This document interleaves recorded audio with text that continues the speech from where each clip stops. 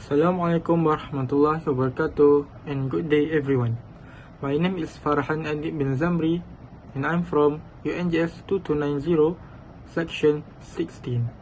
And today I will be presenting our poster titled Pioneers of the Psych, while focuses on how early Muslims scholars contributed to the understanding of mental health through medicine, psychology, and spirituality. Okay, let's start with the introduction section at the top of the poster. In Islamic thought, mental health is explained through the concept of ilm an-nafs, which means the science of the self. Okay, it refers to a state of spiritual and psychological balance, not just the absence of illness. Islam also views humans holistically, meaning we are made up of the body, the mind or intellect, and the spirit. Mental well-being happens when all the three work in harmony. The objective of our study is to show how early Muslim scholars predicted modern psychology, especially ideas like cognitive behavioral therapy or CBT and psychosomatic medicine, which studies how the mind affects the body. Now let's move on to the main part of the poster. First, we have Ibn Sina, known as the physician, or in the West, they call him Avicenna. Okay, what has he done? His approach was clinical and systematic.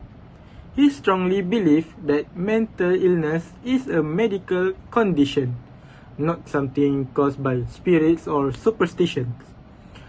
One key insight shown in the poster is the wolf and lamb famous story. I know you have heard this story, but I will repeat again.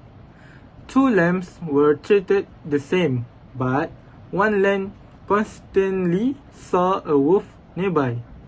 The animals were put in the cage so that they will never attack each other. Even though the wolf never attacked, but the lamb lived in fear and eventually became weak by day and died. The message here is very clear. Fear will kill our body inside and outside, not the wolf. This shows that stress and fear alone can destroy physical health, which is something modern medicine also agrees with today. For the treatment, Ibn Sina recommended music therapy, healthy lifestyles, and counseling or talking therapy. This made him a pioneer of medical and psychological care combined. Next, I will move to the next scholars. In the center of the poster, we have Al-Balkhi, known as the psychologist. What has he done? His approach was cognitive and psychological. His core belief was that the body and the soul are tangled together, a concept called istihbak. What istihbak means? This means if the mind suffers, the body will also suffer, and vice versa. One of his biggest contribution was distinguishing between psychosis and neurosis. Psychosis involves losing touch with reality, while neurosis involves emotional disorder like anxiety, sadness, anger, and obsessions. For the treatment, Al-Balkhi focused on cognitive reframing, which means changing negative thoughts. And the second is exposure therapy, such as gradually facing the fears. This is basically the foundation of modern CBT used by psychologists today. Finally, on the right side of the poster, we have Al-Ghazali, known as the spiritualist. His approach was psycho-spiritual and theological.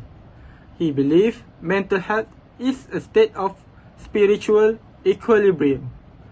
One key idea is the kingdom of the self. What is the mean by kingdom of the self? This means the heart is the king and the intellect is the helper. Mental health problems happen when emotion like anger or desire control the heart instead of the intellect. His main treatment method is therapy by opposites. For example, to cure envy, we must practice kindness. To cure anger, we must practice calmness.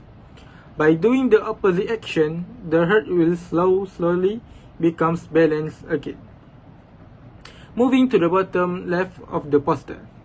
These classical ideas are supported by modern psychology, which means Ibn Sina's work influenced the biopsychosocial model, which combines body, mind, and environment.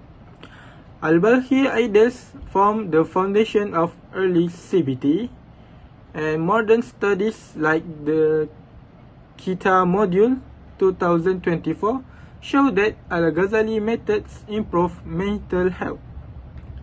His ideas are also used in trauma care, especially for children, through the ICCCM module.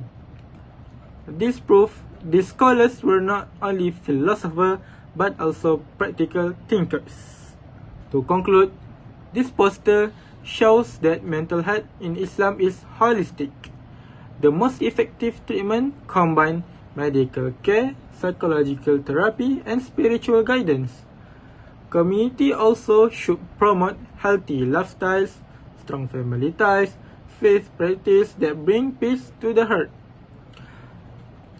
The legacy of Ibn Sina, Al-Balkhi, and Al-Ghazali prove that they were far ahead of their time, and their ideas are still relevant for dealing with stress, anxiety, and depression today. Thank you for your attention. Assalamualaikum warahmatullahi wabarakatuh. That's all from me.